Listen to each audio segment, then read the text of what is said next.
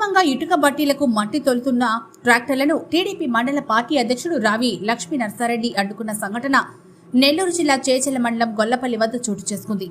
తిమ్మాయిపాలెంకి చెందిన వైఎస్ఆర్సీపీ నాయకుడు హుస్సేన్ బాషా తన ఇటుక బట్టీలకు ఎటువంటి అనుమతులు లేకుండా పెద్ద సంఖ్యలో ట్రాక్టర్లను పెట్టి ఇరిగేషన్ అధికారుల అనుమతులు లేకుండా మట్టి తోలుకుంటున్నారని మండల టీడీపీ అధ్యక్షుడు రావి లక్ష్మీ నర్సారెడ్డి తెలిపారు.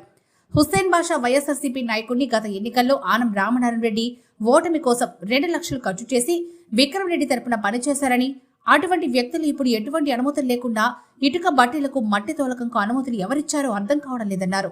రైతుల పొలానికి మట్టి తోలుకుంటే మేం పట్టించుకోమని, రైతు అవసరాలకు ఎవరైనా అడ్డు చెప్పారని, వైఎస్ఆర్సీపీ నాయకులకు లబ్ధి కలిగేలా మట్టి తోలే విషయం మంత్రి ఆనం రామనారాయణ రెడ్డి దృష్టికి తీసుకెళ్తామని అన్నారు.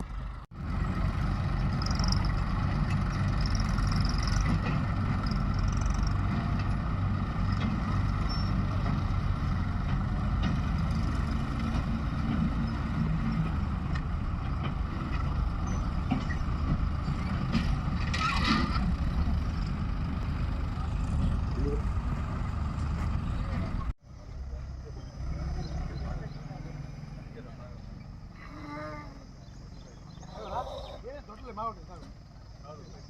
him out.